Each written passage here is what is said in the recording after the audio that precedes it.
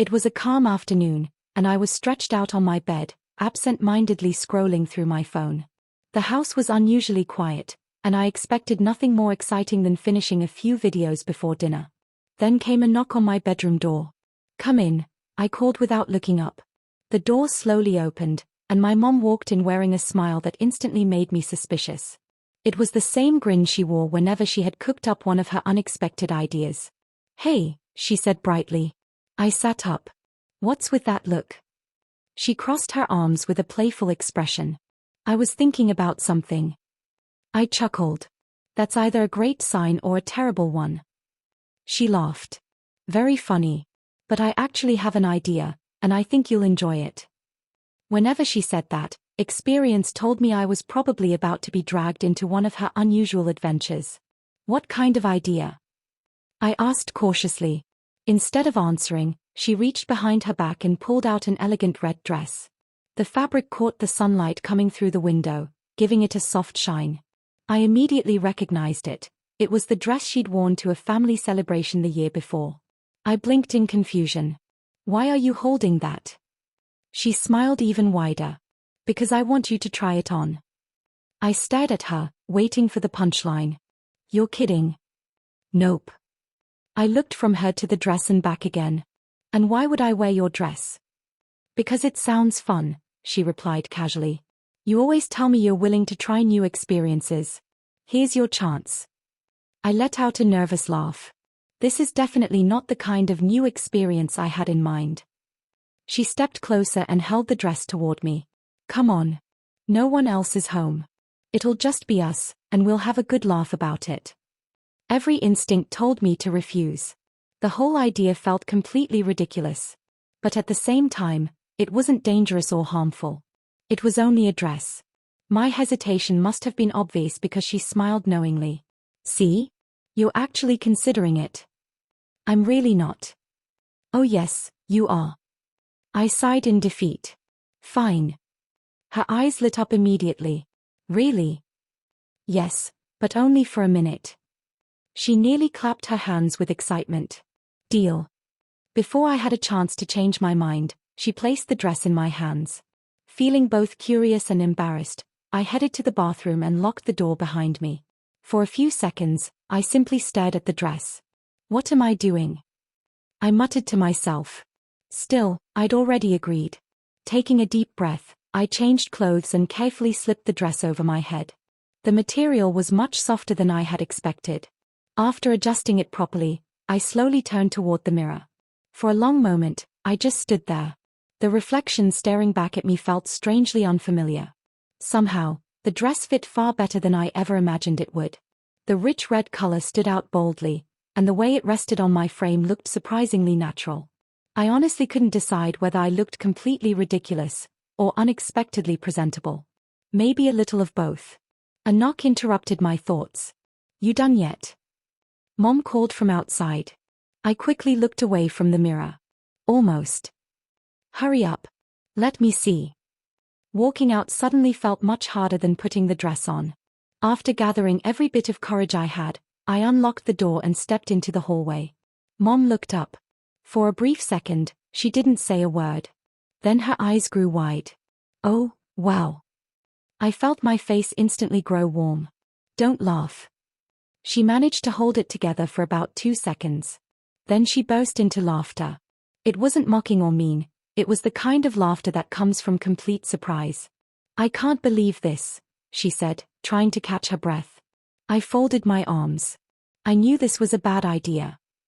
"No, no," she said, shaking her head while smiling. "I'm serious, you actually look amazing." I groaned dramatically. "Please stop saying that." "I'm not joking."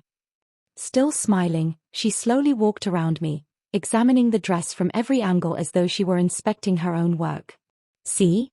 It suits you much better than either of us expected." "This is exactly why I didn't want to do this," I muttered.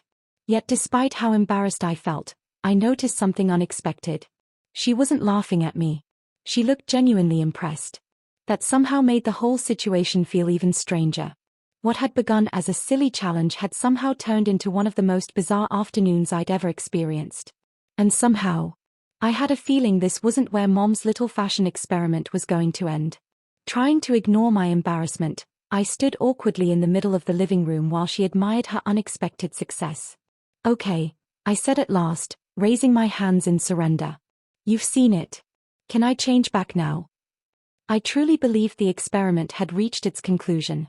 Mom tilted her head thoughtfully before smiling again. "Not yet." I frowned. "What do you mean, not yet?" She pointed toward me as though she'd just noticed something important. "You can't stop here." "What?" "The outfit isn't complete." I blinked. "Complete?" She nodded enthusiastically. "Every outfit needs the right accessories." Before I could argue, or even ask what she meant, she spun around and hurried toward her bedroom, leaving me standing there in complete confusion, wondering what she was planning next. "Mom." I called after her. She either didn't hear me or chose to ignore me. A minute later, she returned with both hands full. Resting in her arms were a pair of glossy high heels, a sparkling necklace, matching earrings, and a delicate bracelet that shimmered under the lights. The moment I saw everything, I shook my head. "Absolutely not." She smiled as though she'd expected that answer. "Oh, absolutely yes. This has already gone way beyond trying on a dress." She laughed. "If we're going to do this, we might as well do it properly." I pointed at the shoes. "I'm drawing the line there. There is no chance I'm putting those on." She folded her arms. "You said exactly the same thing about the dress." I sighed. Unfortunately, she wasn't wrong. After several minutes of back-and-forth arguments, I finally gave in. With all the excitement of someone reporting for punishment, I lowered myself into a chair and carefully slipped my feet into the heels. The moment I stood up, I regretted my decision. Balancing felt impossible. Every step required concentration, and I walked with the grace of a newborn deer trying to stay upright. Mom couldn't stop grinning. "See? You're improving already." "I look like I'm about to fall over." "You'll be fine." She fastened the necklace around my neck before gently adjusting it into place. The bracelet followed, then the earrings. Once everything was on, the change felt dramatic. The dress alone had seemed like a silly joke. Now it looked as though someone had spent real time creating a complete outfit. Mom took several steps backward and admired the finished result. There, what?" She smiled proudly. "There stands someone who could probably walk onto a runway." I rolled my eyes. "You're impossible." Before I could say anything else, she suddenly snapped her fingers. "Oh." I immediately became suspicious. "What now?" Without answering, she disappeared into another room. She returned moments later carrying a small makeup bag. I stared at it in horror. "No. Just a little." "Mom. Trust me." I let out another long sigh. By that point, resisting almost seemed pointless. Maybe I had simply run out of energy to argue. Maybe I wanted to see just how far she intended to take this ridiculous experiment. Or maybe seeing how much fun she was having made it difficult to refuse. Whatever the reason, I found myself sitting quietly while she carefully applied a light amount of makeup. She worked with surprising patience. Every few minutes she leaned back, studied my face, then made another tiny adjustment. "Don't move." "I'm trying." "You keep blinking." "That's because you keep putting things near my eyes." She laughed softly and continued. After a few more minutes, she finally stepped back with a satisfied smile. "Finished." Curious despite myself, I walked toward the hallway mirror. The reflection caught me completely off guard. I stopped where I stood. For several silent moments, I simply stared. The person looking back hardly resembled the one who had been lying in bed scrolling through social media earlier that afternoon. The dress, the jewelry, the heels, even the subtle makeup. Together they completely transformed my appearance. The whole thing felt strangely unreal. I honestly didn't know what to think. Mom walked over and stood beside me. "Wow." I glanced at her. "What?" She smiled warmly. "You look beautiful." I groaned. "Please don't start." She ignored my protest. Instead, she reached into her pocket and pulled out her phone. The instant I saw it, panic set in. "Mom." Click. The camera flashed. "Mom." Click. Another picture. Oh, come on. She laughed while taking another photo. You'll appreciate these someday. I reached for the phone. Delete them. She quickly stepped backward, holding it out of reach. Not happening. Those pictures are never leaving this house. Her smile suddenly became suspicious. I narrowed my eyes. What? Oh, nothing. No, seriously. What? She tried not to laugh. I was just thinking your aunt would probably find these hilarious. My eyes widened. You are absolutely not sending those to anyone. She burst into another fit of laughter. Before I could continue arguing, the doorbell echoed through the house. Both of us froze. We exchanged confused looks. Were you expecting somebody? I asked. She slowly shook her head. No. The bell rang again. A knot formed in my stomach. Something told me my day was about to become even worse. Unfortunately, I was right. Before either of us reached the front door, it swung open. My cousin Sarah walked inside. Her boyfriend followed close behind as they chatted casually. Then Sarah noticed me. She stopped mid-sentence. The room fell silent. She blinked once. Then again. Her eyes grew noticeably wider. For several long seconds, nobody moved. Then her boyfriend completely lost it.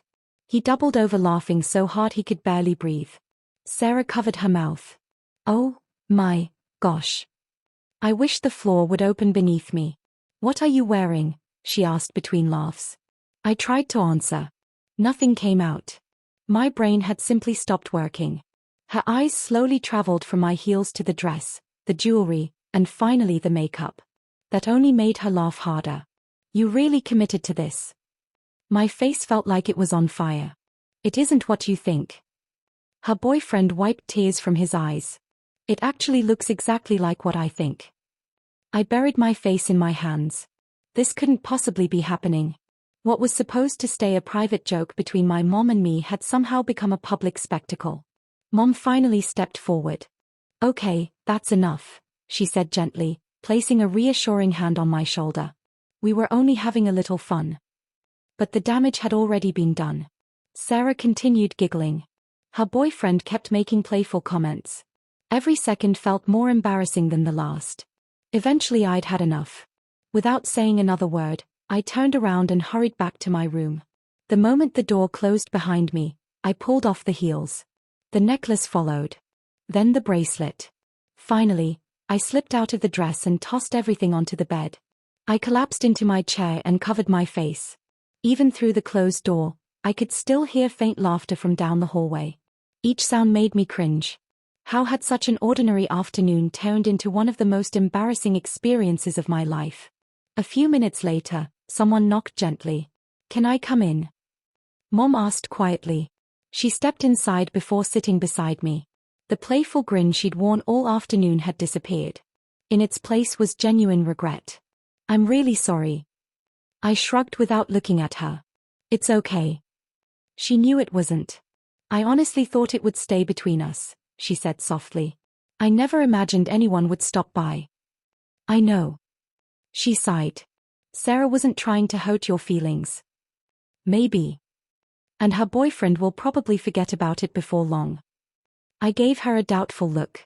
I wouldn't count on that. She smiled reassuringly. You'd be surprised how quickly people move on. At the time, I didn't believe her. But she turned out to be right. For a while, Sarah occasionally teased me about it during family gatherings. Her boyfriend joked about it every now and then. Everyone laughed. Eventually, though, the story lost its novelty. It became just another funny family memory that resurfaced every once in a while.